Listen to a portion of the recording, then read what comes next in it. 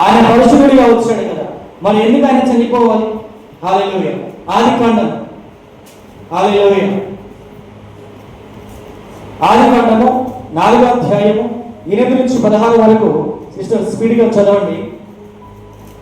హల్లెలూయా. కయీను తన తమ్ముడైన హేబెలుతో మాట్లాడెను.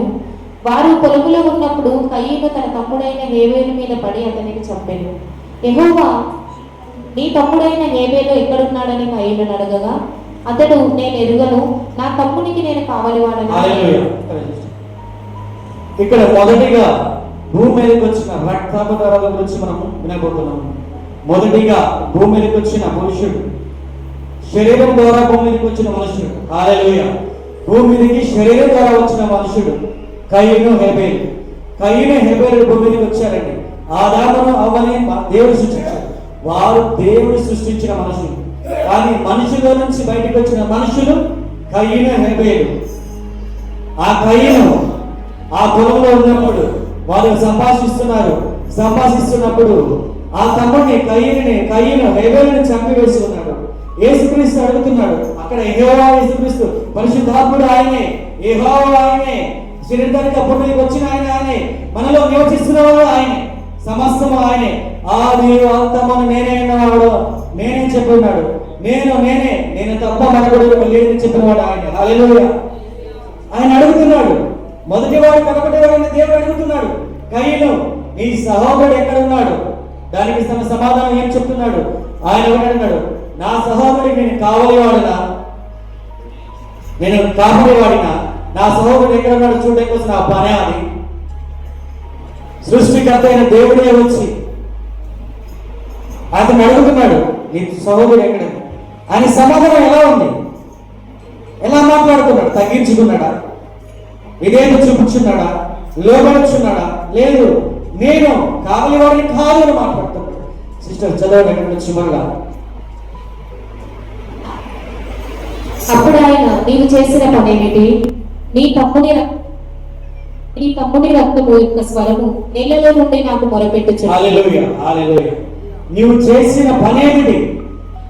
యేసుక్రీస్తు బిడ్డలేదండి. అక్కడ గౌరవగా మాట్లాడలేదు. మనకి యుద్ధం చేసినప్పుడు, మనకి హాని చేసినప్పుడు మన నోటికి నాలుక దేవుడిచ్చాడు కదా, దాని ఇష్టానుసారంగా వాడేద్దామని వాడిస్తుంటాం. దేవుడు దాన్ని అలా వాడలేదు. నువ్వు చేసిన పనేమిటి? నువ్వు చేసిన పనేమిటి? నీ తమ్ముడు రక్తం భూమిలోంచి నాకు ఘోష పెడుతుంది, ఘోషిస్తుంది, దుఃఖపడుతుంది, వేదన పడుతుంది. రక్తంలో ప్రాణం ఉంటుందని దేవుని వాక్యం సెలవిస్తుంది. మనిషిగా రక్తం ఉంటుంది, ఆ రక్తంలో దేవుడు ప్రాణం ఉంటుందని సెలవిస్తున్నాడు వాక్యం.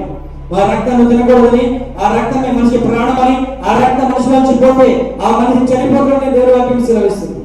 కనుక రక్తం లేనప్పుడు ఆ రక్తం మనిషికి తక్కువగా ఉంటాడు, చనిపోతాడు. హల్లెలూయా. మనిషికి రక్తం లేదు, చాలా తక్కువ రక్తం ఉంది, చనిపోతాడు ఈ మనిషి. రక్తమే దేవుడు ప్రాణంగా సృష్టించాడు. ఆ రక్తమే ఘోషిస్తుంది భూమిలో నుంచి. ఆ ప్రాణమే దేవునికి మొరపెడుచుంది. ప్రభువా, నేను ఇదిగో ప్రభువా భూమిలోనికి వెళ్ళి ఉన్నాను. భూమి నోరు తెరిచింది ఆయన మింగివేయడానికి. ఈ రోజు కూడా దేవుని రక్తాన్ని తాగడం కోసము 2025 సంవత్సరాల క్రితము భూమి నేరు తెరిచిన నోరు, అదే నోటికి మన దాహం తీర్చడానికి యేసుక్రీస్తు భూమికి వచ్చినాడు. హల్లెలూయా. మొదటిగా ఎవరు పాపం చేశారు? మనుషుడు పాపం చేశాడు. వీరు గ్రహించలేకున్నారు. యేసుక్రీస్తు వారి శిష్యులతో నడుస్తూ మనుషు కుమారుడు మనుషు చేతికి అప్పగించబడతాడు, 3 రోజుల్లో ఆయన తిరిగి లేస్తాడు, చనిపోయి తిరిగి లేస్తాడని చెప్తున్నప్పుడు యేసుక్రీస్తుతో కలిసి నడుస్తున్న వారు గ్రహించలేకపోయారు. ఎవరు గ్రహించలేకపోయారు? నడుస్తున్న వారే, రోజు వాక్యాన్ని చదువుతున్న వారే, ఆయన వాక్యాన్ని వింటున్న వారే, ఆయన పరిశుద్ధం తెలిసిన వారే ఈ రోజు ఆయన వాక్యాన్ని గ్రహించలేకపోతున్నారు, గ్రహించలేని స్థితిలో ఉంటున్నారు.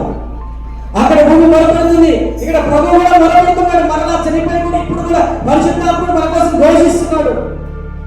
సంఘాలలో, సంఘ కాపురుల్లో ఘోషిస్తున్నాడు. ఆయన దుఃఖపడుతున్నాడు ఈ రోజున. అక్కడ ఆయన రక్తం ఏతిగా చిందించినప్పుడు యెహోవా బాధపడి దుఃఖించాడో. కయీను నువ్వు చేసిన పని ఏమిటి? నీ సహోదరుని రక్తము భూమిలో ఘోషించుచున్నదని స్వరం నాకు వినబడుతుంది. హల్లెలూయా. చదవండి సిస్టర్. హల్లెలూయా. అందుకు కయీను, చెప్పండి. అందుకు కయ్యను, కావున నీ తమ్ముని రక్తము నీ తమ్ముడి రక్తము నీ చేతిలో నుండి పుచ్చుకొనుటకు నోరు తెరిచిన ఈ నేల మీద ఉండకుండా నీవు శపింపబడిన వాడవు. నీవు నేలను సేద్యపరచుచినప్పుడు అది తన సారమును ఇక మీదట నీకు ఇయ్యదు.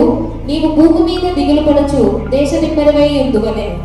అందుకు కయ్యను, నా దోష శిక్ష నేను భరింపలేనంత గొప్పది.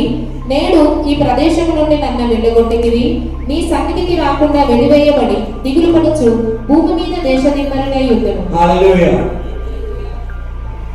మొదటిగా పాపం వచ్చింది, పాపం వల్ల శాపం వచ్చింది, శాపం వల్ల భూమి శపించబడింది, కయ్యను కూడా శపించబడ్డాడు. ఎవరు చేశారు అపరాధం? ఎవరి గర్వంతో చేశారు? మంచి క్రియలు చేసినందుకు ద్వేషం పెరిగింది తనకి. మంచి క్రియలు చేస్తున్నప్పుడు ఈరోజు జనాలు కూడా దేవుని కుమారులు దూషిస్తున్నారు, దేవుని బిడ్డలు కూడా దూషిస్తున్నారు. ఎందుకు దూషిస్తున్నారా అంటే మేము దేవుని కొరకు చేస్తున్నాం అనుకుంటున్నారు, కానీ వారు చేసిన క్రియలు వారికి తెలియదు. ఇతను కూడా అదే చేశాడు, కయ్యను కూడా అదే చేశాడు. కయ్యను కూడా తన సముద్రం మంచి క్రియ చేసిన కదా, నువ్వు సంతోషంగా ఉండవా? నువ్వు గర్వించవా? నువ్వు సమాధానంగా ఉండవా? మరి తమ్ముడు చేసింది మంచిదే కదా. మరి మంచి చేసినప్పుడు ఈ జన గౌరవాలకు వస్తున్నాయండి. హల్లెలూయా. మంచి చేసినప్పుడు, మేలు చేసినప్పుడు, నీ కొరకు ప్రార్థించినప్పుడు, నీ కొరకు విన్నపించినప్పుడు, నీకోసం ఉపవాసం ఉన్నప్పుడు, నీకోసం కన్నీరు విడుస్తూ ప్రార్థించినప్పుడు, ఎందుకంటే మీరు మంచిదని అర్థం చేసుకోవట్లేదు. హల్లెలూయా. దేవుడు సృష్టించింది దేనికి? నా తోటలో ఉండాలి, నాతో ఉండాలి, నాలో కలిసి ఉండాలి నా బిడ్డలు. ఒక తండ్రి కూడా కుమారుడి కోసం ఎంత వేదన చెందుతాడు. ప్రతి విషయంలో నా కుమారుడు నేను ఇలా ఉన్నాను, నేను ఆ బ్రతికాను, నా కుమారుడు అలా బ్రతకూడదు, వాడు మంచివాడిగా ఉండాలి, మంచిగా జీవించాలి, వాడు గొప్పవాడు అవ్వాలి. అనేక చలాలలో నా కుమారుడు గొప్పవాడిగా ఉండాలని కోరుకుంటాడు. ప్రతి తండ్రి అదే కోరుకుంటాడు. హల్లెలూయా. మరి ప్రభువు అదే కోరుకున్నాడు. కయ్యని హేబెలు సృష్టించినప్పుడు, భూమి మీదకి వచ్చినప్పుడు ఆ పాపాన్ని రావాలని దేవుడు కోరుకోలేదు. ఆ పాపం తీసుకొచ్చుకుంది మనుషుడే. ఈరోజు మనం కూడా మన జీవితంలో మనమే పాపాలు తెచ్చుకుంటున్నాం. దేవునికి వ్యతిరేకంగా ఉండి దేవుడు వాక్యాన్ని గ్రహించలేని స్థితిలో ఉన్నారు. యేసుక్రీస్తు నేను ఎవరిని ప్రవక్త అయినప్పుడు, హల్లెలూయా, నేను ఎవరనుకుంటున్నారు? ఈ జనాలు ఎవరనుకుంటున్నారంటే నీవు సత్య వాక్యం నిజమైన దేవుడు అనుకుంటున్నారయ్యా. పేతురు అన్న మాట మరలా ఒక 5 నిమిషాలకే నేను చనిపోతాను, నేను వెళ్ళిపోతాను, నేను మిమ్మల్ని విడిచిపెట్టిపోతానంటే అది నీకు దూరంగా ఉన్నా కానీ గర్తిస్తున్నాను. అరే అక్కడే వెంటనే నువ్వు పరిశుద్ధాత్మ ద్వారా నువ్వు వెంటనే నిజాన్ని పలికావు, వెంటనే మరి అపవాది నీళ్ళకి ఎలా వచ్చాడు? వాడికి ఎలా స్థానం ఇచ్చావు? ఇక్కడ కయ్యను అదే అపవాదికి స్థానం ఇచ్చాడు, అక్కడ మళ్ళీ పేతురు అదే అపవాదికి స్థానం ఇచ్చాడు. పరిశుద్ధాత్మ గ్రహించగలిగాడు. ఈరోజు మన జీవితంలో కూడా అంతే. ఒక సెకండ్లోనే వాడికి అవకాశం ఇస్తాం మనం. ఒక సెకండ్లోనే తమ్ముడు చంపడానికి, కొట్టి చంపడానికి ఎంత సమయం పడుతుంది? ఒక మనిషి ప్రాణం కాపాడాలంటే సంవత్సరాలు పడుతుంది. ఒకరి రక్షణలోకి తీసుకురావాలంటే సంవత్సరాలు పడుతుంది. ఒకరి దేవుడిని నడిపించాలంటే సంవత్సరాలు పడుతుంది. అతను దేవుడి నుంచి బయటకు తీసుకెళ్లాలంటే ఎంత సమయం పడుతుంది? ఒక సెకండ్ వారిలో చెడ్డది ఏదైనా నాటబడితే ఆ సెకండ్ బయటకు వెళ్ళిపోతుంది దేవుడిలో వచ్చి. హల్లెలూయా. ఇక్కడ కయ్యను భూమి శపించబడింది. ఇక్కడ భూమి ఈ కయ్యను రక్తం ఆ హేబెలు రక్తం తాగడానికి ఎవరికి వచ్చింది? శాపం మొదటిగా మనిషి వల్ల వచ్చింది. ఆ మనుషుడి శాపాన్ని కొట్టడానికి యేసుక్రీస్తు భూమి మీదకి వచ్చాడు. హల్లెలూయా. మనం తెలుసుకోవాలి. వాక్యాన్ని ధ్యానిస్తున్నప్పుడు, వాక్యాన్ని చదువుతున్నప్పుడు యేసుక్రీస్తు భూమి మీద ఎందుకు వచ్చాడు? ఆ కయ్యను చేసిన పాపాన్ని, ఆ కయ్యను చిందించిన రక్తాన్ని కొట్టివేయడం కోసం ఆయన రక్తాన్ని చిందించి చనిపోయాడు. ఈరోజు నువ్వు నేను చేసిన పాపాలు ఆ కయ్యను వంశం నుంచి, ఆ కయ్యను ద్వారా నుంచి వచ్చినవే, అక్కడి నుంచి వచ్చినవే. వారి నుంచి విడుదల చెందడానికి ప్రభు యేసుక్రీస్తు లోకానికి వచ్చాడు. అందుకే మన వాక్యాన్ని గ్రహించాలి. అక్కడ మనకు వాక్యాన్ని గ్రహించలేదు. యేసుక్రీస్తు చెప్పినప్పుడు మేము గ్రహించలేదు. వాడు ఒక్కసారి మీరు మరలా చూడండి. మార్కు సువార్త 9వ అధ్యాయం 7వ వచనం చూడండి. మార్కు సువార్త 9వ అధ్యాయంలో